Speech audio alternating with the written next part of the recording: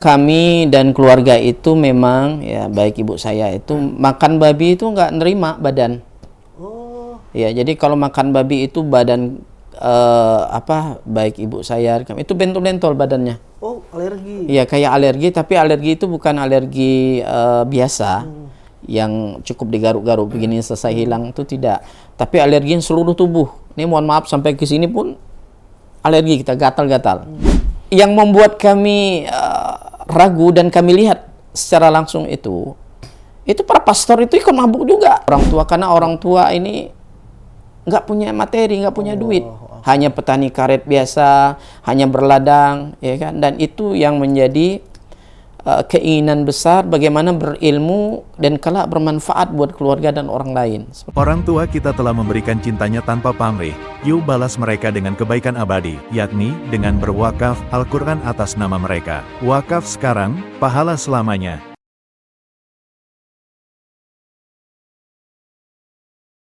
Assalamualaikum warahmatullahi wabarakatuh. Sahabat, apa kabar? Dimanapun Anda berada, mudah-mudahan selalu dalam kesehatan dan lindungan Allah. Kali ini alhamdulillah saya kedatangan bintang tamu yang spesial. Tempat tinggalnya itu dari nun jauh di sana, di daerah Kalimantan Barat. Dan beliau seorang mu'alaf yang sangat-sangat menginspirasi saya ketika saya kenal beliau. Dan gerak dakwahnya setelah beliau memutuskan untuk masuk Islam, dan sampai saat ini beliau sudah berhasil atas izin Allah Subhanahu wa taala mensyahadatkan 600 kakak di daerah Kalimantan. Nah, Kalimantan yang mana nanti kita akan cari tahu, kita akan dengarkan langsung dari beliau.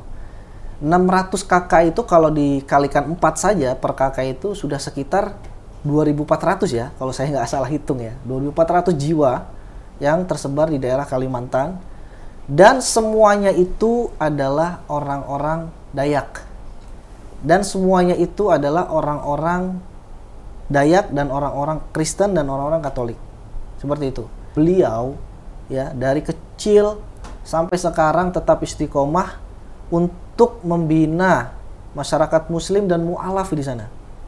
Kita langsung saja sapa beliau, yaitu Ustadz Muhammad Yamin yang sebelumnya memiliki nama Hermanus. Assalamualaikum Ustadz. Assalamualaikum warahmatullahi wabarakatuh. Jauh-jauh dari mana? Dari Pontianak, tapi kita tepatnya itu di Kabupaten Sintang, tapi masuk lagi ke dalam.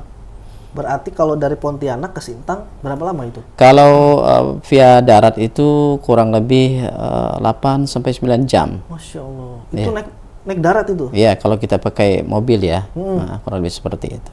7 sampai 8 jam? 8 sampai 9 jam. 8 sampai 9 jam? Iya. Karena kan bandaranya itu kan di Pontianak ya? Iya. Nah, terus dari Sintang itu di kotanya atau di mana ya? Oh enggak, kita kalau dari Sintang itu masih kita ke pedalaman lagi. Jadi enggak di Sintangnya. Berapa lama? Kalau dari Sintang tergantung kondisi jalannya. Kalau musim hujan dia bisa makan waktu itu ke kampung kami itu bisa makan waktu 2 sampai 3 jam. Masya Allah. Ya. 2 sampai 3 jam. Ya. Dan yang menarik, Ustadz ya, antum dari kecil bukan muslim. Ya. Tapi antum dulunya adalah Katolik. Katolik. Ya. Berarti masih ingat lagu-lagu sekolah minggu ya? Oh, tentu ingat. Jadi Masya Allah. Nih, sebelum kita bicara panjang lebar, kita coba mau tahu bagaimana kisah spiritual antum yang tadinya suka nyanyi-nyanyi di gereja gitu ya. Bersama keluarga waktu itu ya? Iya. Sama keluarga. Sampai antum bela-belain kayak tadi video tadi itu jauh-jauh gitu kan. Itu kan resikonya besar. Iya. Sampai mau seperti itu. Gimana kisahnya antum bisa meluk Islam? Ya, kita tidak pernah tahu dan tidak sebetulnya pernah minta ditakdirkan Allah itu dalam kehidupan susah. Ya, tetapi dari kesusahan itu, dari keprihatinan seperti itu, justru dari situ Allah memberikan hidayah kepada kita, ya kan? Dari dilahirkan di kampung, kemudian dengan kondisi yang sangat terbatas, ya. Tetapi disitulah Allah berikan kami hidayah. Jadi hidayah itu kehendak dari Allah SWT, dan kita harus bersyukur kepada Allah SWT. Kami keluarga itu memang kalau di kampung ini kan orang Dayak itu kan menghidup babi ya. Mau memelihara. Ya, melihara babi. Jadi babi itu dipelihara tetapi tidak tidak dikandangkan. Oh, dibiarkan. Dibiarkan berkeliaran itu babi itu. Babinya itu warna hitam, Warna hitam. itu warna Babi hitam. hutan dong. Iya, seperti babi hutan ya. Tapi bedanya kalau babi hutan itu kan memang tinggalnya di hutan, Iya, ya iya. kan? Nah, kalau itu babi itu dipelihara, dikasih makan tapi dibebaskan berkeliaran di kampung. Nah, di kampung kami itu babi itu berkeliaran, mohon maaf, kotorannya itu berserakan di jalan-jalan itu. Jadi kalau jalan itu nggak bisa begini kaki kita tuh, tapi begini. Oh, gitu. Ya. Menghindari itu. Ya, menghindari. Itu yang pertama. Nah, yang kedua itu memang kami dan keluarga itu memang ya, baik ibu saya itu makan babi itu nggak nerima badan. Oh, Ya, jadi kalau makan babi itu badan baik ibu saya itu bentol-bentol badannya. oh, alergi. Iya, kayak alergi, tapi alergi itu bukan alergi biasa yang cukup digaruk-garuk begini selesai hilang, itu tidak. Tapi alergi yang seluruh tubuh. Ini mohon maaf sampai ke sini pun alergi, kita gatal-gatal. Lama banget gatal itu. Nah, jadi ini kondisi di kampung yang menghidup ternak babi seperti itu. Nah, kemudian yang kedua itu yang membuat kami juga ragu ini dengan keyakinan kami waktu itu adalah masalah sembelihan. Nah, sembelihan itu kan kalau ada tamu-tamu yang datang dari luar, orang Muslim. Nah, kebiasaan kami kalau orang Dayak itu menjamu mereka dengan baik. Ya. Dan kami akan memberikan yang terbaik, ya kan? Salah satu yang kami berikan bisa kami tangkap ayam di tanah, di kandang itu, ya. Kemudian kami potong dan kami suguhkan, kami masakkan. Nah, tetapi ketika kami suguhkan dan setelah kami masak dan kami suguhkan, itu orang nggak mau makan. Yang orang Muslim tuh nggak mau makan. Loh, kami bertanya dong, kenapa Anda mau makan sembelihan kami? Padahal dimasak dengan capek-capek, ya kan? Kemudian diambil dari ayam yang hidup. Lalu orang ini bilang, yang Muslim ini, dia bilang, kami tidak bisa makan sembelihan yang bukan orang Muslim yang nyembelihnya. Seperti itu. Ini ada keraguan lagi nih, kan begitu. Ya kan udah kita kasih ayam yang bagus-bagus, sudah kita masak, tapi nggak mau makan. Nah, kita nggak berpikir ada apa nih seperti ini, kan begitu. Dalam hal yang sangat penting begini, urusan makan pun mereka nggak bisa makan sembelihan kita, kan begitu. Ini yang pertama. Kemudian yang kedua itu kalau di kampung urufnya, kebiasaannya itu ada gawai. Ya, ada gawai, namanya itu gawai adat Dayak. Gawai itu bahasa Indonesia. Gawai itu kayak pesta. Oh, pesta. Pesta itu kan. Pesta adat ya. Pesta adat itu sering ada tuh, pesta adat, gawai adat tuh. Nah, yang menjadi sebuah keraguan, itu adalah ketika orang yang pesta ini minum, nah, tidak jauh itu dari arak dan tuak. Oh. Arak dan Itu biasa di sana. Oh, itu biasa. Itu udah memang kebiasaan di kampung itu. Baik itu ketika ada pernikahan, kemudian ada ada persiapan untuk nugal. Kalau orang kampung tuh bilang nugal. Apa itu? Nugal itu persiapan untuk tanam padi. Oh. Nah, itu pasti sudah disiapkan arak dan tuak, kan begitu. Nah, biasanya saudara-saudara kami di kampung itu nggak lepas dari itu minum. Nah, kalau minum arak itu mabuknya nggak lama. Arak ya. Okay. Itu paling banter 1 hari. Oke. Tapi kalau minum tuak, arak ini kan rasanya nggak manis ya, nggak rasa hambar deh, tapi dia nyengat gitu. Itu kalau arak tuh agak gigit lah bahasa gitu. Tapi kalau tuak dia manis. Manis banget dia. Ya, dari pulut, kata orang kami, dari ketan itu, kemudian diproses, difermentasi itu. Nah, kalau diminum tuak ini bisa memabukkan berminggu-minggu. Nah, yang membuat kami ragu dan kami lihat secara langsung itu para pastor itu ikut mabuk juga. Allah. Kan gitu. Tokoh agama kami itu kan mabuk juga mereka. Berminggu-minggu Ya berminggu-minggu. Ya kalau udah mabuk ya kita tahu sendiri lah. Bini orang pun bini dia, iya kan? Nah, ini kejadian-kejadian seperti ini menambah keraguan, keraguan pada kami. Nah, maka karena yang maha membolak-balikkan hati kita kan adalah Allah SWT. Dari satu tadi masalah makan nggak cocok, itu tadi makan babi. Kemudian yang kedua itu tadi masalah sembelihan sudah nggak bisa, ya kan? Yang ketiga masalah uruf kebiasaan itu tadi, ya kan? Mabuk-mabukan seperti itu. Jadi ini yang membuat kami ragu, ya, keluarga kami ragu, akhirnya memilih Islam seperti itu. Berarti waktu itu keraguan itu muncul hanya dari antum doang atau dari keluarga antum juga? Ya dari keluarga, ya. Oh, Masya Allah. Berarti hidayah itu datang untuk satu keluarga? Iya, satu keluarga. Masya Allah. Waktu itu syahadat di kampung ya? Ya, di kampung. Ada dai yang datang? Ada dai yang datang. Betul. Dai datang, satu keluarga langsung syahadat? Ya. Masya Allah. Sampai sekarang Muslim. Istiqomah. Alhamdulillah. Iya. Alhamdulillah ya. Iya. Allahu Akbar, luar biasa ya. Tapi saya penasaran, itu tadi tuak yang sampai berminggu-minggu ya? Iya. Itu terbuat dari ketan ya? Iya, dari ketan difermentasi, kemudian dimasukkan ke dalam tempayan. Oke. Itu kalau orang Dayak itu kan selalu ada apa yang biasa buat arak dan tuak itu kan selalu nyimpan tempayan. Nah, kalau bibi saya di kampung itu memang itu tukang buat dulu semasa beliau masih hidup itu memang pembuat tuak. Ya, itu masuk dalam tempayan kemudian ditutup itu. Nah, itu biasanya buatnya itu puluhan tempayan.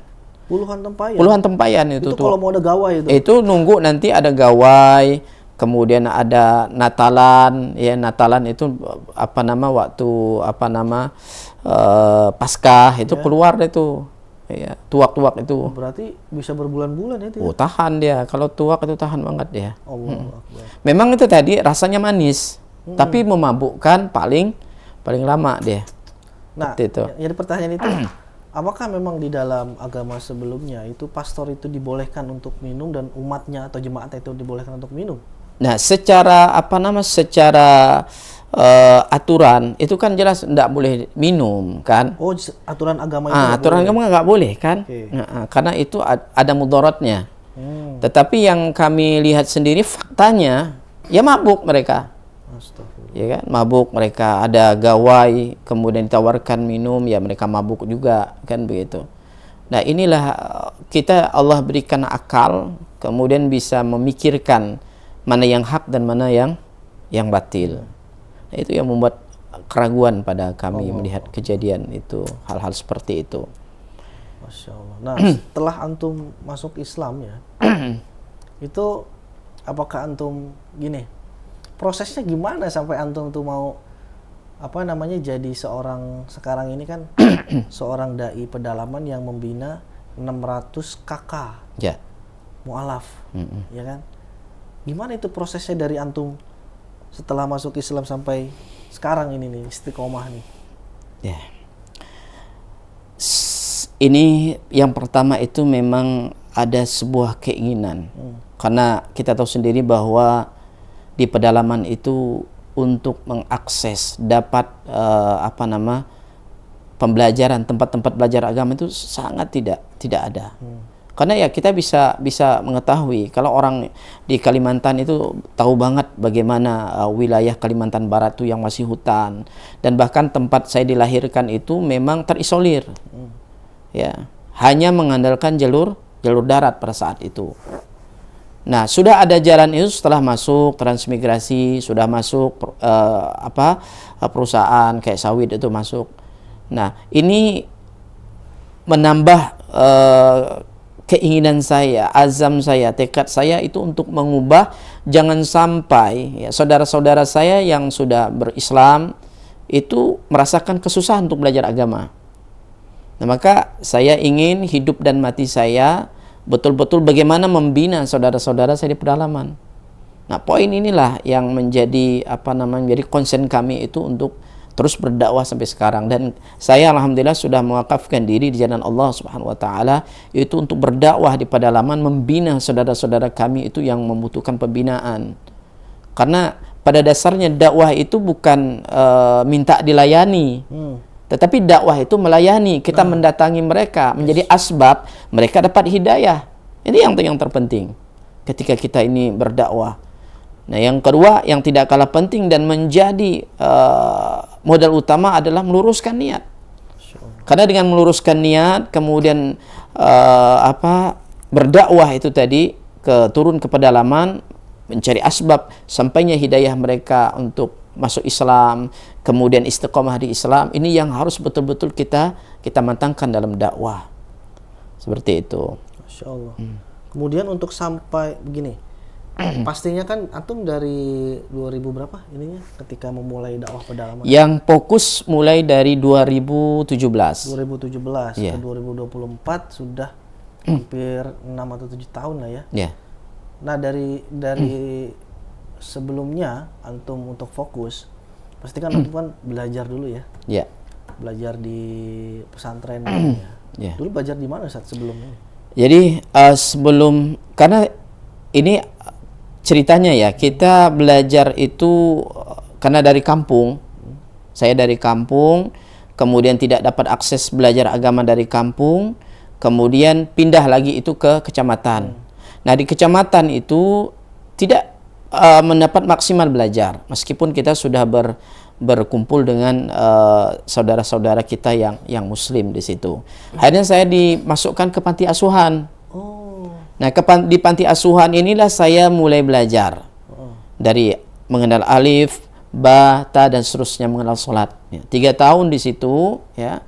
Baru kemudian saya berangkat ke Jawa untuk menuntut ilmu agama. Masya Allah. Hanya berbekal uang, kemudian semangat, ya. Kemudian di pesantren itu pun bekerja, bukan dikirimkan duit oleh orang tua, karena orang tua ini nggak punya materi, nggak punya duit, hanya petani karet biasa, hanya berladang, ya kan. Dan itu yang menjadi keinginan besar bagaimana berilmu dan kelak bermanfaat buat keluarga dan orang lain, seperti itu. Masya Allah. Jadi antum ke Jawa Ya, itu tidak dikirimkan uang, ya, tidak dikirimkan duit. hanya dari Mengandalkan membantu para ustadz, ya. Kemudian kalau kami biasa siang itu nyangkul di pesantren, ya. Kemudian dengan begitu kita bisa makan, bisa belajar di pesantren, kan begitu. Jadi orang tua nggak punya duit, ya. Orang tua sangat mendukung sebetulnya, tetapi dalam hal materi orang tua nggak mampu. Pernah suatu ketika dari 6 tahun saya di pondok itu, saya bilang ke ibu saya waktu itu, ya.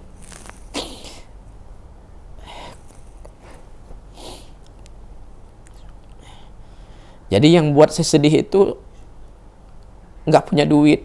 Allah. Kemudian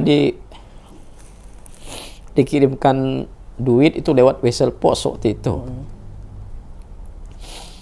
Setelah dikirimkan wesel pos itu,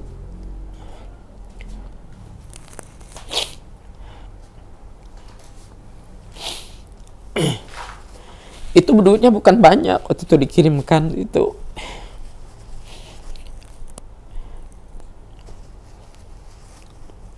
Hanya 50.000. Jadi saya bilang, ibu,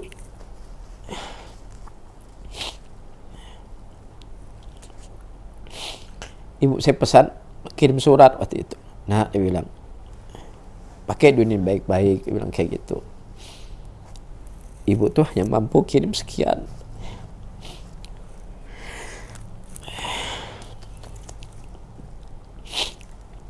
Jadi itulah yang membuat saya lebih semangat lagi belajar, ya kan. Tambah kadang-kadang waktu itu ibu saya itu karena lemah akidahnya, itu pengen balik lagi ke agama asal. Itu tambah saya itu sedih sekali. Ya Allah, saya bilang, sedih saya. Jadi saya lebih pengen semangat, kelak saya akan dakwah ke ibu saya, ke bapak saya, saudara saya, supaya mereka dapat lebih istiqomah lagi dengan Islam. Itu. Tidak balik lagi ya. Ya, 6 tahun saya di pesantren, kemudian saya pulang untuk melanjutkan lagi, kan nggak punya duit juga kan. Nggak seperti anak-anak sekarang kalau belajar pesantren itu dikirim duit, ya, ada pegang kartu ATM, kemudian difasilitasi oleh orang tua. Kadang-kadang saya lihat zaman saya di pondok itu ada orang tua yang punya kemampuan itu kan bawa makanan banyak ya. Bawa makanan, kemudian dikirimkan duit. Saya hanya lihat, ya Allah, saya bilang itu. Tapi saya bersabar karena itu ujian dari Allah. Dan 6 tahun saya di pesantren dengan berusaha bantu belajar, mengambil hikmah dari kesusahan ini sama kiai, kemudian sama ustadz yang membina saya itu. Siapa namanya Ustaz? Ya. Nah, siapa nama kiainya sama Ustaz? Waktu itu kita mondok di pesantren Yogyakarta, itu Ustadz Umar Budiargo. Nama pesantrennya apa? Itu Taruna Al-Quran. Taruna Al-Quran. Masih ada sekarang? Masih ada sekarang. Ya, kita mondok di situ bersama dengan teman-teman ya. Sebab tidak mungkin kita bisa mengubah ya keluarga kita, kemudian orang lain bermanfaat tanpa kita itu belajar ilmu agama. Itu yang terpenting bagi saya. Dan bekal-bekal kesusahan yang saya dapatkan, tantangan yang saya rasakan, itulah yang menjadi bekal saya untuk semangat dan membina saudara-saudara di pedalaman. Ketika awal dakwah itu, keluarga saya dulu yang saya bina. Karena saya yakin sebagaimana yang Allah sampaikan dalam Al-Quran, qu anfusakum wa ahlikum nara. Jaga diri kamu dan keluargamu. Nah, bagaimana mungkin kita bisa menjaga keluarga kita, diri kita dan keluarga kita kalau kita nggak punya ilmu? Nah, setelah itu baru saya mulai fokus dakwah ya. Yang saya tancapkan dakwah itu yang pertama kali di kampung di mana saya dilahirkan. Karena saya ingin bermanfaat, saya ingin menjadi asbab saudara-saudara saya itu mendapatkan hidayah. Dan jangan sampai susah seperti saya waktu itu. Untuk belajar sholat aja nggak ada, ya kan? Kadang-kadang waktu itu mulai kami mengenal Islam pakai buku belajarnya, kan udah ada guru kan, begitu. Sudah terisolir, kemudian jauh dari perkotaan, guru agama ndak ada. Nah, ini yang menjadi penyemangat buat saya untuk berdakwah, menjadi asbab saudara-saudara saya di pedalaman itu dapat hidayah. Seperti itu. Muncul niatan, kemudian realisasikan melalui menuntut ilmu selama di panti asuhan sampai 6 tahun di Jawa, di Jogja ya. Pesantren Taruna Al-Quran. Kiai siapa?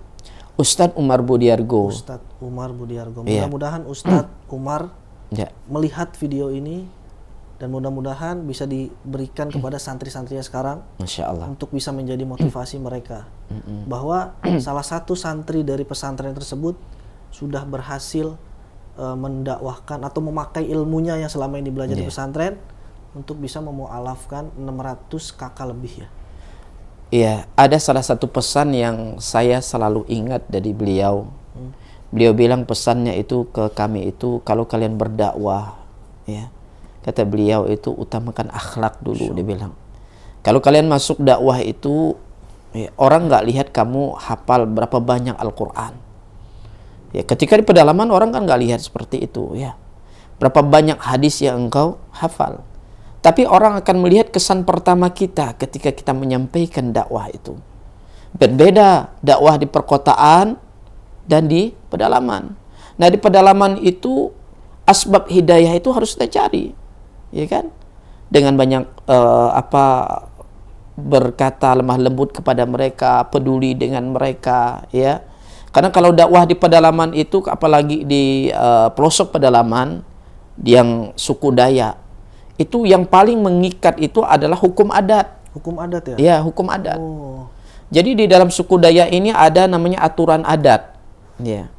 Kalau salah ngomong sedikit yang tidak sesuai dengan uruf kebiasaan orang di situ, bisa kena adat, namanya itu salah bahasa, namanya itu bisa kena tuh, pasalnya tuh ada. Oh, ada dia. Ada. Kalau perkotaan mungkin jalan sama itu, jalan sama ini, ngomong itu, ngomong ini perkara biasa. Tapi kalau masuk ke pedalaman harus hati-hati. Nah, kalau bukan orang setempat yang tidak paham, kan jadi problem kan?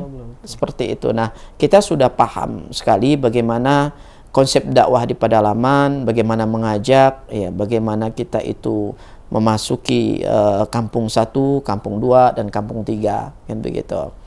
Nah, ini butuh bukan hanya sekadar ilmu teori yang kita dapatkan di pesantren, kan. Nah, jadi kita ambil ini dan kita terapkan itu karena memang kebiasaan orang setempat. Tuh, seperti itu. Nah, apa yang menjadi poin ketertarikan antum memilih dakwah di pedalaman, terisolir dan di pelosok, dibanding di mana saat ini banyak lulusan dari pondok pesantren, mereka mencari tempat ternyamannya sebagai, ya katakanlah, saya hafiz 30 juz, saya bisa bahasa Arab, menguasai bahasa Arab, tapi saya setelah lulus pesantren atau setelah lulus kuliah, saya ingin menjadi imam masjid yang disokong dana dari DKM, masjid besar, atau yang bercita-cita saya ingin membuat pesantren di pinggiran kota, bukan di pelosok. Di tengah-tengah terjadi banyak fenomena seperti ini di kalangan para lulusan pondok pesantren, kenapa antum memilih untuk di pelosok? Dan pasti di situ ada cerita suka dan duka. Dan saya yakin cerita dukanya yang lebih besar atau lebih banyak porsinya dibanding sukanya. Gimana itu, Ustaz? Iya. Jadi itu tadi. Yang pertama memang kalau kita ambil dalam Al-Qur'an itu kata Allah, "Wa man ahsanu qawlan mimman da'a illa Allah wa 'amila shalihan wa qala innani minal muslimin." Nah, ajakan, seruan yang terbaik itu adalah mengajak manusia mengenal Allah Subhanahu wa taala. Nah, ini berarti jalan yang saya pilih ini saya harus yakin bahwa dakwah ini adalah pekerjaan yang mulia, jalan yang mulia yang dikerjakan oleh para nabi dan rasul dan orang-orang saleh seperti para sahabat dan generasi terbaik. Yang kedua adalah melihat fakta yang terjadi di pedalaman itu. Bagaimana saudara-saudara kita itu yang tidak mendapatkan akses belajar agama, bahkan dari untuk mencari masjid saja mereka harus berjalan kaki, harus naik kendaraan berjam-jam, ya kan?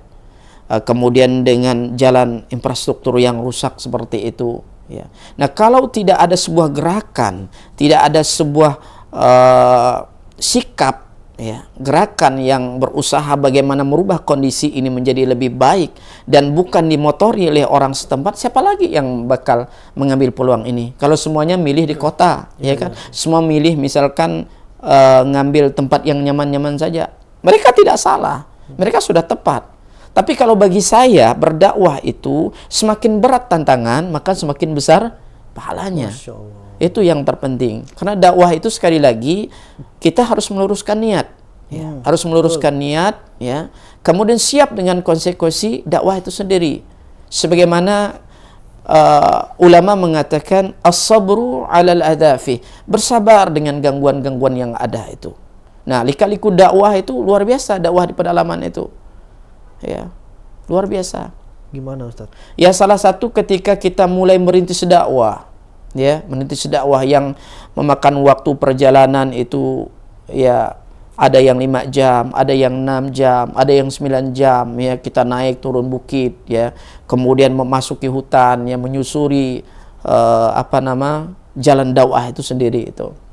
Nah, saya punya cerita unik itu ketika dakwah itu di salah satu kampung. Sebelum dakwah itu kita tancapkan dengan kuat di situ. Ya, jadi saya biasanya itu kan kalau masuk kampung itu selalu mencari dan membawa, pertama mencari bapak angkat nih. Nah, bapak angkat ini memang kita pilih orang yang punya pengaruh di situ. Ya, ibaratnya kalau kita sudah pegang kepalanya, ekornya ngikut, kan begitu. Nah, ketika masuk dakwah itu ada di salah satu kecamatan Belimbing. Ya, ini kalau ada yang lihat di Belimbing itu di Melawi itu sebelum masuk dakwah ke situ tuh, saya udah diingatkan sama sama orang di situ. Ya, Ustadz, dia bilang hati-hati nih dakwah di sini. Dia bilang ini ada orang sakti, dia bilang kayak begitu. Sakti itu punya kekuatan magic yang kuat, ya. Dia punya racun, dia punya ilmu, ya. Itu sudah terlengkap sudah itu, ya. Lalu sebagai dai, sebetulnya fitrah kita juga ada kekhawatiran, hal yang wajar kan? Manusia, ya. Ya manusiawi kan? Apalagi masuk kampung itu, dan kalau orang di Kalimantan Barat kan terkenal lah dengan ini kan, dengan racun, ya. Kemudian dengan ilmu hitam seperti itu. Dia saya bilang nih ke mereka, saya bilang kita ini, saya bilang hidup dan mati kita ini, yang menghidupkan kita adalah Allah, yang mematikan kita adalah Allah. Ubun-ubun kita ini yang pegang itu Allah. Kenapa kita harus khawatir, harus takut kepada selain Allah Subhanahu wa taala? Ya. Maka qadarullah, 1 minggu kemudian dukun itu mati. Allahu Akbar. Mati dukun itu di kampung itu jadi heboh, ya kan? Yang tadinya itu orang sakit datang ke dukun, ya. Barang hilang datang ke dukun, ya. Dan seterusnya. Jadi dukun ini memang kalau sudah terkenal di kampung tuh, ya semua orang lari ke dukun. Nah, seminggu kemudian setelah itu meninggal dukun. Itu luar biasa ramai itu. Makin akhirnya mereka datang ke kita, lalu bilang, Ustaz Yamin ini punya kelebihan, dia punya itu, punya ini. Padahal kita makhluk yang lemah. Kita hanya bersandar kepada Allah, bahwa tidak ada daya dan kekuatan kecuali atas pertolongan dari Allah Subhanahu wa taala. Akhirnya dakwah itu bersinar. Di situ bersinar, kemudian hal-hal yang perdukunan itu menjadi hilang, dan masjid pun diramaikan, ada syiar, ada pengajian di situ. Nah, ini salah satu tempat pengalaman yang unik, yang terkesan sampai sekarang masih saya ingat ketika dakwah. Kemudian yang kedua, kami ada dakwah di pedalaman, itu masuk jauh ke pedalaman itu. Berapa lama itu jaraknya? Kurang lebih 4 sampai 5 jam. Itu jalannya dalam kering itu, kering, ya. Ya. Kalau basah? Kalau basah lebih dari itu, ya itu bisa tenggelam motor kita itu kan. Jadi jalan itu bukan seperti perkotaan di Jakarta ini ya, yang mulus, kemudian yang licin, ya. Licin dalam artian itu tidak ada kendala lah ketika naik motor. Dan alhamdulillah jatuh dari motor. Masya Allah. Nah, naik motor, jatuh dari motor, karena jalannya itu kan bukan melewati jalan tanah, tetapi jalan yang sudah tidak bisa dilewati, dicari solusi pakai papan. Nah, papan tuh pakai papan 2, hanya 2 papan nih. Sementara di sisinya itu kiri dan kanan itu tinggi. Oke. Nah, jatuhlah dari motor. Ya. Alhamdulillah itu tidak bisa berjalan itu 3 bulan. Nah, 3 bulan nggak bisa jalan. Duduk aja itu. Akhirnya sholat pun dalam keadaan duduk, ya. Nah, kalau mau ke kamar mandi itu kan sulit sekali melangkahkan kaki itu. Itu kena saraf kejepit. Saya nangis waktu itu, merasakan bagaimana aktivitas ini bakal sulit terlaksana. Dan saya mikir, bisa sembuh nggak ini, kan begitu. Nah, nangis itu karena khawatir dakwah itu tidak bisa dikerjakan lagi, karena hidup dan mati itu saya sudah azamkan, sudah berwakaf diri saya itu di jalan Allah Subhanahu wa taala. Nangis saya. Nah, qadarullah 3 bulan kemudian baru bisa jalan. Saya yakin ma anzalallahu min da'in illa anzalalahu syifaan. Tidaklah Allah menurunkan suatu penyakit, pasti Allah turunkan juga obatnya. Alhamdulillah biiznillah itu sembuh setelah diurut. Masya Allah. Diurut sembuh alhamdulillah. Nah, semakin semangat saya berdakwah. Bukan makin kapok. Bukan makin takut, enggak. Ya kan? Semakin semangat, semakin ingin menjadi asbab orang lain itu dapat hidayah. Itu yang kedua dari cerita yang saya rasakan, kemudian yang saya nikmati sendiri penyendakwah. Karena dakwah ini harus senang kita. Ya kan? Harus senang, karena kalau saya sudah turun ke pedalaman berdakwah, bertemu dengan saudara-saudara saya di pedalaman itu saya rasanya itu fresh saya. Ya kan? Tenang, semakin lembut hati saya karena melihat anak-anak yang tidak bisa hanya untuk mendengarkan ceramah haji mereka susah, ya kan? Kita kunjungi, kadang kita bawa kurma, bawa permen. Kadang-kadang saya juga kalau di belakang motor itu kita bawa tim itu pakaian-pakaian bekas. Karena orang-orang di kampung itu jangankan untuk beli baju, ya kan? Untuk makan aja kesulitan. Jadi saya tanya nih teman-teman yang punya kelebihan, coba kalian yang punya rezeki, saya sampaikan, nih bantu nih kita nih. Minimal kalian itu sudah peduli, kan begitu. Banyak saudara-saudara kita di pedalaman itu mesti harus kita perhatikan mereka. Mudah-mudahan apa yang Anda keluarkan itu, ya entah itu pakaian bekas, entah sekedar permen begitu, itu asbab hidayah. Karena orang di kampung itu yang pertama kali dilihat itu adalah akhlak kita, kenyamanan berbicara dengan kita. Itu menjadi nilai buat mereka, menilai kebaikan pada kita. Nah, kenapa yang hak ini tidak kita hiasi dengan hal-hal yang baik, kan begitu? Ini penting untuk kita perbaiki ketika kita ini turun di pedalaman seperti itu. Kemudian ada cerita juga pernah saya turun dakwah di pedalaman itu, dan ini bukan dalam artian saya mengeluh untuk menyampaikan, ini tidak, sebagai sebuah hikmah. Kemudian menambah kecintaan kita kepada dakwah.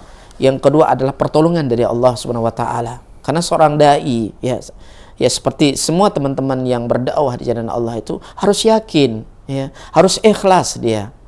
Kemudian yakin dengan pertolongan dari Allah Subhanahu wa taala dan meluruskan niat ketika berdakwah. Nah, saya masuk satu kampung yang perjalanan itu makan waktu 5 sampai 6 jam juga sama. Berdakwah di situ kita.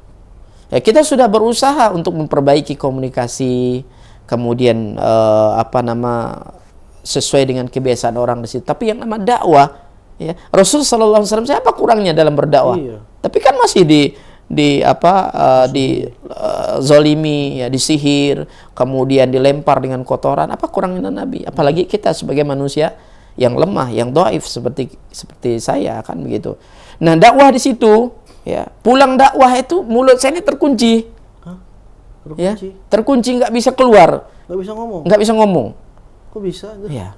Nah, itu tadi disebabkan karena asbab dakwah, kan begitu. Pasti ada baik itu syaitan, kemudian orang-orang yang tidak menyukai dengan dakwah ini pasti melakukan hal seperti ini, kan begitu. Ini diguna-guna. Ya, guna-guna. Ya, sihir lah kalau dalam Islam, sihir seperti itu, bungkam.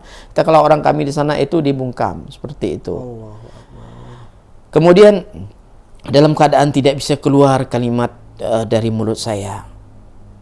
Mungkin ada pertanyaan, takut nggak? Ya takut, khawatir. Pulang dari pedalaman. Iya, pulang dari pedalaman. Fitrah manusia itu pasti takut dengan kondisi yang sulit, kondisi yang tadi bisa bicara, tapi nggak bisa keluar kalimat-kalimat dari mulut kita, dari mulut saya tuh. Nah, bukan hanya saya, Nabi Musa alaihissalam saya kan takut tuh, ketika Allah perintahkan kepada Musa dan Harun, idhaba ila fir'auna innahu tagha. Wahai Musa dan Harun, pergilah engkau berdua itu kepada Fir'aun. Sesungguhnya Fir'aun itu melampaui batas. Takut juga kan Nabi Musa alaihissalam. Tapi Allah hiburkan dalam Al-Quran. La takhafa innani ma'akuma asma'u wa ara. Engkau, wahai Musa dan Harun, jangan takut, aku bersama dengan engkau. Aku mendengarkan engkau. Nah, seorang mukmin, apalagi seorang pendakwah, itu harus yakin kebersamaan dia dengan Allah. Kalau dia tidak yakin kebersamaan dia dengan Allah, Allah menolong dia, Allah meneguhkan langkah dia, bagaimana mungkin dakwah ini akan Allah berikan pertolongan? Ini yang poin yang paling penting. Maka saya pun sebagaimana doa ketika Allah perintahkan kepada Musa dan Harun, Musa itu takut, ya, saya selalu ingat doa itu. Saya angkat tangan ke langit, saya berdoa kepada Allah dengan membaca doa, Israh li sadri wa yassir li amri wahlul 'uqdatam min lisani yafqahu qawli. Ya Allah, lisanku ini bukan untuk bermaksiat kepadamu, ya Allah, menyampaikan yang hak, kan begitu. Lapangkan dadaku, ya Allah, mudahkan urusanku dan lancarkan lisanku. Maka qadarullah, setelah itu keluarlah kalimat dari lisan saya. Setelah doa itu. Setelah doa itu. Nah, ini siapa yang berikan pertolongan kalau bukan Allah? Iya. Karena Allah yang kasih pertolongan itu. Nah, kita manusia ini lemah, tidak bisa berbuat apapun. Itu dibungkam berapa lama itu? Itu kurang lebih hampir 15 menit nggak bisa ngomong. Allah. Bingung nih. Allah nih gimana, kalut dah bahasa kita tuh, kalut dah dia kita kan. Nah ini langsung ingat kepada Allah Subhanahu Wa Taala.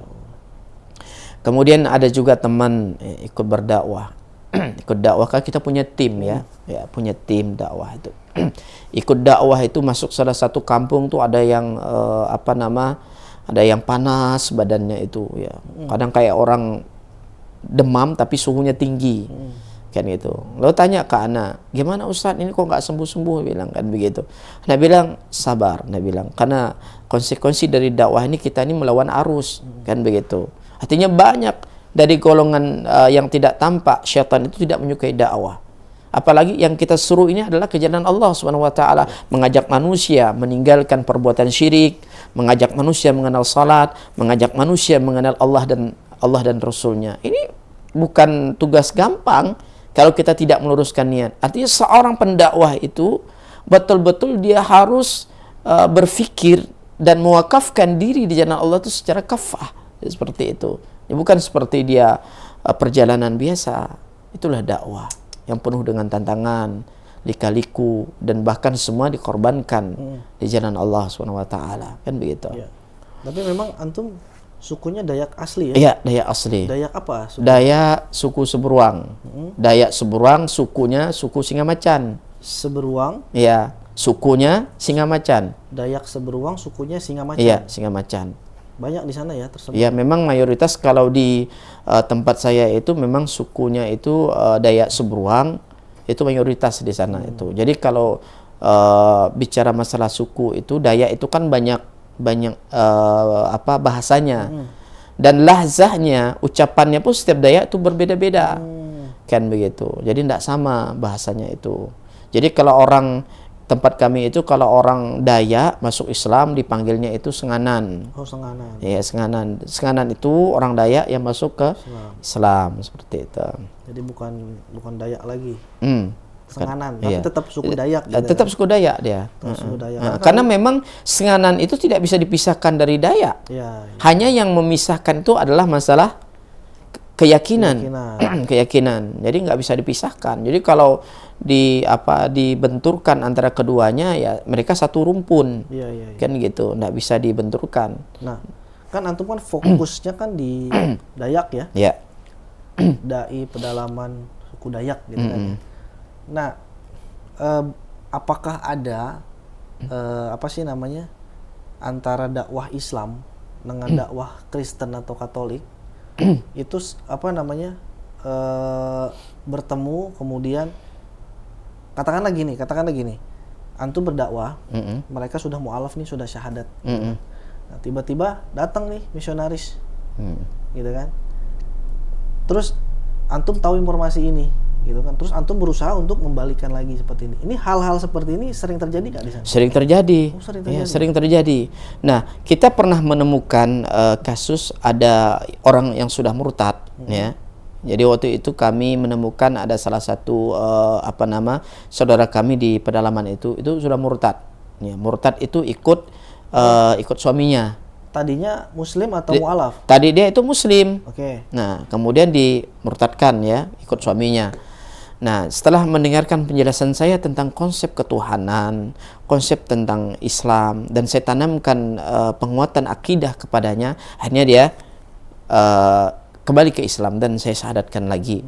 Nah, saya ini diancam nih sama suaminya, dicari-cari ini mana Ustadz Yamin. Suaminya misionaris. Oh, cari ya, suaminya tuh memang yang jeleknya begini kebiasaan itu. Jadi mereka ini kadang menghamili dulu. Allah. Ya kan? Saudara-saudara kami dari Muslim itu dihamili, kemudian karena yang perempuan ini sudah hamil, nah ujung-ujung kan ngikut ya kan, ngikut suaminya kan begitu. Nah, akhirnya bertemu dengan saya waktu itu, kami tanamkan akidah ya, kemudian kami berikan pemahaman yang baik ya, kemudian ia merasa bersalah dan seterusnya itu kan, dengan langkah dia ini akhirnya kami Islamkan. Suami cari saya, mau bunuh saya. Allah. Ya kan? Kemudian ya kami melakukan protek lah ya kan, supaya tidak terjadi hal seperti itu. Nah, di Kalimantan Barat itu, khususnya di tempat kami itu, yang paling kuat visi misi itu ada namanya Wahana Visi. Wahana Visi. Ya, Wahana Visi itu kuat banget dia dengan modal yang kuat. Berarti namanya Wahana Visi ini. Iya, Wahana Visi. Kelompok misionaris ini. Iya, misionaris itu. Dan mereka pendekatan itu bukan pendekatan keagamaan dulu terhadap saudara-saudara kita yang muslim itu ya. Tapi mereka masuk sampai ke pedalaman tuh.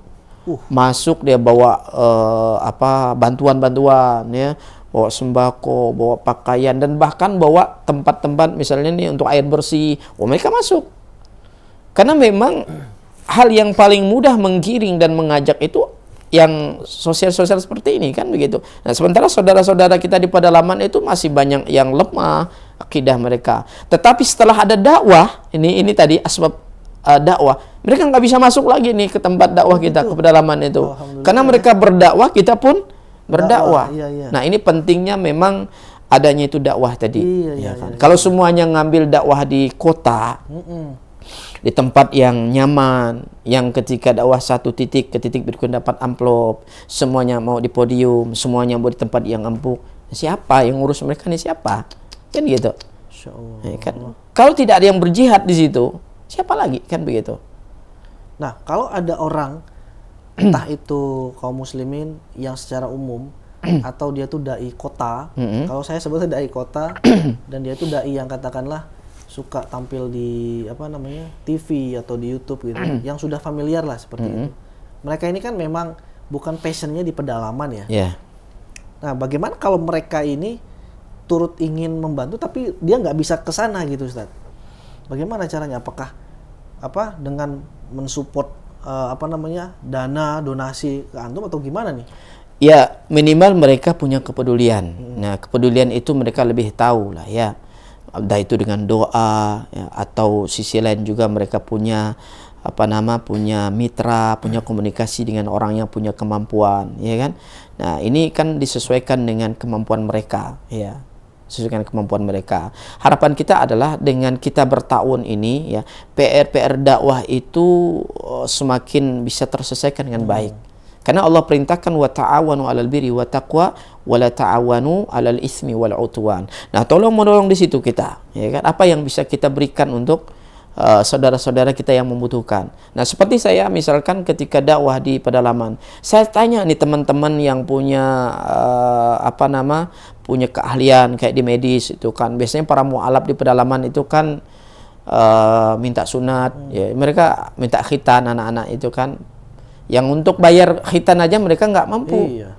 Jangankan untuk bayar khitan, untuk makan aja mereka sulit, susah, ya kan? Nah, ini kalau tidak kita carikan solusi, ya ada misi yang lain tuh nawarkan, kan begitu. Iya ya, visi. Nah, ya seperti Wahana Visi tadi Wahana itu. Visi. Itu kan kuat banget pendanaannya itu. Nah, kita tawarkan kepada mereka, bantu nih kami kan. Apa yang bisa Anda bantu di jalan Allah Subhanahu wa taala. Ya, mereka bantu kan begitu. Nah, yang punya harta ya silakan, apa yang bisa dibantu di jalan Allah Subhanahu wa taala. Nah, ini semuanya itu kan membutuhkan komunikasi ya, kemudian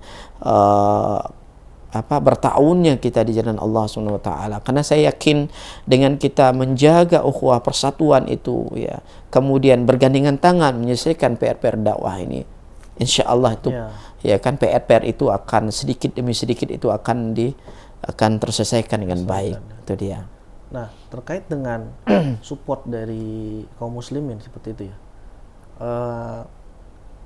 Tadi kan di video itu sudah terlihat ada tulisan wakaf motor dakwah gitu kan. Yang mana itu memang program daripada BWA itu sendiri ya, seperti itu. Nah, waktu itu bagaimana Ustadz antum bisa kenal BWA, kemudian antum menceritakan dan memberikan dokumentasi yang real gitu kan dari sana tentang kondisi dakwah di sana, sampai-sampai donatur atau wakif dari BWA ini mau bantu antum. Itu gimana ceritanya dulu? Ya, pertama itu sudah memang Allah sudah mengatur. Ketika kita meluruskan niat ya, kemudian kita berdoa kepada Allah minta kemudahan dalam berdakwah ya, itu sudah Allah atur. Dan kami waktu itu punya kendala ya, di lapangan itu motor-motor yang kami pakai turun ke lapangan itu speknya enggak. Motor apa sebenarnya? Motor ini motor rendah ya. Jenis apa? Matic, jenis bebek bukan atau? Bebek dia, tapi bukan Matic dia. Jadi Bebek kalau dia, bebek. bebek itu kayak motor Jupiter tapi dia udah buntut ya waktu kita pakai itu kan untuk saya turun ke lapangan itu.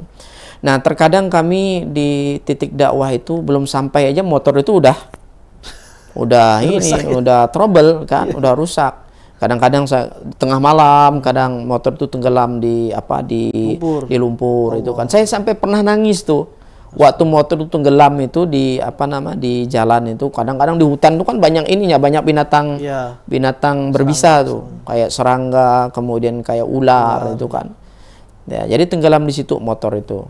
Tenggelam dibantu orang jam 1 malam. Orang berburu. Nah, kalau enggak saya nginap di situ. Ada orang berburu, saya minta bantu 3 orang angkat motor baru bisa keluar motornya itu. Nah, jadi saya waktu itu menghubungi Badan Wakaf Al-Quran, ya, salah satu tim dari Badan Wakaf Al-Quran. Kemudian tersampaikanlah pesan ini kepada Direktur Badan Wakaf Al-Quran waktu itu, ya kan. Saya bilang kami membutuhkan motor dakwah. Apakah bisa saudara-saudara kami atau dari BWA ini mencarikan solusi, kan gitu. Nah, tetapi waktu itu BWA bilang kami belum bisa langsung langsung berikan, ya kan, karena kami bukan ini, tapi harus melihat dulu survei dulu. Nah, BWA turun waktu itu melihat survei langsung ke lapangan, bagaimana medan dakwahnya, ya kan, kemudian bagaimana tantangan, apakah nih Ustadz Yamin ini betul-betul berkegiatan kan begitu dakwahnya. Nah, alhamdulillah berkah dari dakwah, berkah dari pertolongan dari Allah SWT, ya. Belum lama setelah itu dapatlah motor dakwah seperti itu. Itu semakin kencang nih dakwah nih. Masya Allah. Coba kalau bukan pertolongan dari Allah tadi, ya kan, nggak mungkin Allah kasih kemudahan dalam dakwah. Jadi saya meyakini bahwa ketika kita sudah berniat baik, ya, ini kita udah niat baik, kemudian meminta pertolongan dari Allah SWT, ini akan Allah mudahkan langkah kita. Nah, karena dakwah ini kan mengajak manusia ke jalan Allah, mengajak manusia mengenal Allah. Apa yang mesti harus kita khawatirkan dari dakwah itu sendiri, ya kan? Karena semakin kita berdakwah, pada dasarnya kita memperbaiki diri kita, kita menyiapkan diri kita kelak bertemu dengan Allah dengan persiapan yang lebih baik. Itu dari inti daripada dakwah. Luar biasa Ustadz ya. Iya. Selain motor dakwah ada berapa di sana? Motor dakwah ada 3. Ada 3. Iya. Semuanya jenisnya bebek. Jenisnya motor dakwah itu trail. Oh, trail. Berarti sesuai medan ya? Sesuai medan. Nah, itu dipakai oleh tim kita untuk berdakwah. Masya Allah. Terus setelah motor? Ada speed dakwah. Speed itu maksudnya perahu ya? Perahu dakwah. Perahu dakwah. Nah, perahu dakwah. Kalau kan begini deh, ada tempat yang bisa kita kunjungi itu dengan motor. Ya. Ada juga tempat yang tidak bisa terakses dengan motor. Yang paling efektif itu menggunakan speed gitu. Nah, speed. Jadi alhamdulillah kita sudah jalur darat, kita tempuh pesisir sungai, kita kunjungi, kita dakwahkan di situ konsep Islam, ya kan. Jalur darat yang tidak bisa jalur sungai, ya kita lakukan pembinaan di kampung. Karena kenapa dakwah ini penting? Ada salah satu kampung sebelum kita masuk dakwah di sana itu satu kampung dulu itu mu'alaf. Ya. Mu'alaf satu kampung, ada namanya Hidayah, ada namanya Muslim, tapi mereka Katolik. Oh gitu. Di KTP mereka. Nah, jadi Katolik. Nah, kenapa sampai bisa mereka ini? Karena tidak ada pembinaan. Waktu itu ada seorang dai yang pernah mengislamkan satu kampung orang di situ. Udah lama sih kejadiannya itu. Bertemu dengan saya dai itu. Dia bilang, Ustadz, ini di kampung ini dulu nih, ya. Ini para mu'alaf. Ya, saya yang mengislamkan mereka, dia bilang. Tapi karena ada hajat, ada keperluan yang lain, ya. Setelah mereka Islam, tadi ustadznya di situ, dia pulang ke Jawa. Nah, pulang ke Jawa sekian lama waktu ditinggalkan, kembali lagi mereka ini ke akidah mereka. Ini apa sebabnya? Karena yang perlu kita pahami, orang hijrah itu perkara gampang. Tetapi yang paling berat itu adalah istiqomah dalam hijrahnya. Yang paling berat. Saya merasakan bagaimana ibu saya dulu. Setelah Islam, kemudian pengen balik lagi dengan kesusahan yang ada. Kenapa? Pertama memang faktor pemahaman agamanya masih rendah. Yang kedua karena kesulitan-kesulitan kayak ekonomi, ya kan? Ini semakin Allah. dia bilang sampai karena orang kalau lemah agama kan bilang Allah tuh nggak adil, ya kan?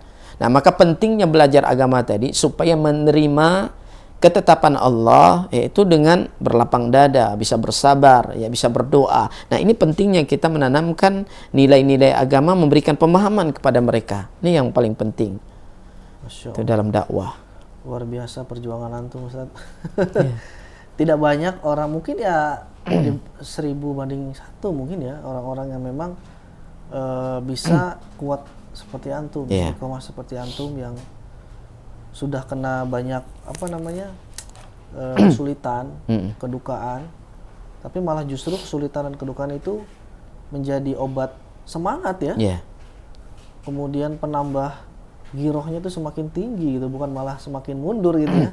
Jarang sekali. Iya, karena begini, yang terpenting itu ketika dakwah itu kami merasakan kenikmatan dalam dakwah itu ya. Maka dengan kenikmatan Allah sudah kasih saya ilmu ya. Allah sehatkan saya. Saya berprinsip hidup saya harus bermanfaat buat orang lain. Khairun nas anfa'uhum linnas. Manusia yang terbaik itu kan manusia yang bermanfaat buat orang lain. Nah, semakin kita bermanfaat buat orang lain itu kebahagiaan buat kita. Saya merasakan ketika saya datang ke kampung-kampung, melihat kesusahan saudara-saudara saya, ya, dari yang tidak mengenal Islam, ya, kemudian ekonomi yang susah, terisolir lagi mereka, ya. Hati saya ini semakin lembut hati saya, kan itu. Dan saya semakin bersyukur kepada Allah Subhanahu Wa Taala. Allah sudah kasih ilmu, Allah kasih saya sehat, ya kan. Allah kasih saya kemudahan untuk berdakwah. Itu lebih semakin semangat saya dalam berdakwah. Allahu Akbar. Jadi memang pertolongan Allah itu Iya, sangat dekat. sangat dekat. Yang bagi orang yang meyakini 100% ya. Ya, betul. Yakin 100%, tidak ada keraguan 0,0%, tapi yakin 100%. Dan kita memang ketika memberikan bantuan dari para wakif berupa motor dan perahu dakwah itu ya, itu memang melihat daripada keikhlasan antum dan tim di sana, kemudian kegiatan yang real, yang nyata, yang memiliki manfaat besar di sana. Sampai sekarang sekitar 2000-an jiwa di sana ya, yang berhasil mengenal Islam melalui wasilah antum dan tim. Wasilah dakwah ya. Wasilah dakwah antum dan tim. Jadi ini sebenarnya sudah cukup bukti gitu ya, bahwa memang peran umat muslim ketika dia bersatu, ketika dia yang memiliki harta tapi tidak memiliki kemampuan seperti antum, mereka bisa mendapatkan pahala antum ya sebenarnya ya, dengan mensupport antum itu ya, melalui wakaf motor, kemudian perahu, kemudian Al-Quran dan pembinaan gitu kan. Dan alhamdulillah sampai saat ini BWS sudah bekerja sama dengan antum sudah lebih dari 6 tahun ya. Ya lebih lah ya. Lebih dari 6 tahun. Mudah-mudahan kerjasama kita bisa semakin lebih besar manfaatnya, Ustaz ya. Masya Allah, betul. Dan mungkin kalau di sini ada wakif, mungkin antum bisa ketemu dengan wakif, gitu kan. Apa yang mau antum sampaikan kepada orang-orang nih yang sudah bantu antum nih? Yang pertama adalah saya akan sangat bersyukur kepada Allah SWT, karena orang baik ini kan orang yang punya kemampuan itu banyak, tapi orang yang peduli dan orang yang baik itu sedikit sekali. Dan saya akan mendoakan mereka dengan doa yang terbaik, ya. Mohon kepada Allah supaya Allah ganti dengan ganti yang lebih baik, ya kan? Karena perniagaan yang terbaik itu adalah perniagaan ketika kita berbisnis dengan Allah Subhanahu wa Ta'ala, dan ini menjadi wasilah ia kelak akan bertemu dengan Allah, ia akan dibahagiakan oleh Allah Subhanahu wa Ta'ala. Dan alhamdulillah juga ya, saya merasakan luar biasa ini pertolongan Allah tuh lewat para wakif itu luar biasa, termasuk dalam dakwah ini. Kalau bukan asbab mereka punya harta mereka keluarkan di jalan Allah, saya juga nggak bisa berbuat apa-apa. Bisa berbuat tetapi tidak maksimal. Tetapi Allah yang menggerakkan hati mereka, kemudian menyalurkan harta mereka melalui BWA, kemudian BWA ini bertahun dengan kami di lapangan, maka ini semakin menambah keberkahan dalam dakwah. Ini yang kami rasakan. Dan apalagi sekarang kami sudah punya pondok, ya, pondok tahfiz Quran yang kami dirikan di kampung. Masya Allah. Ya, jadi dirikannya bukan di kota, Kampung ya. jadi kampung di tengah hutan, ya, di pelosok, ya. Itu luar biasa. Jadi kami ambil anak-anak yang ada di kampung-kampung yang tidak punya biaya untuk sekolah, ya. Kemudian orang tuanya yang dalam keadaan fakir. Kami datang. Ini gimana kalau anak ini kami ambil, kami sekolahkan, ya kan? Kami ajarkan Al-Qur'an, ya. Kemudian tidak berbayar 1 rupiah pun. Ya. Alhamdulillah mereka sekarang sudah berdiri pondok itu.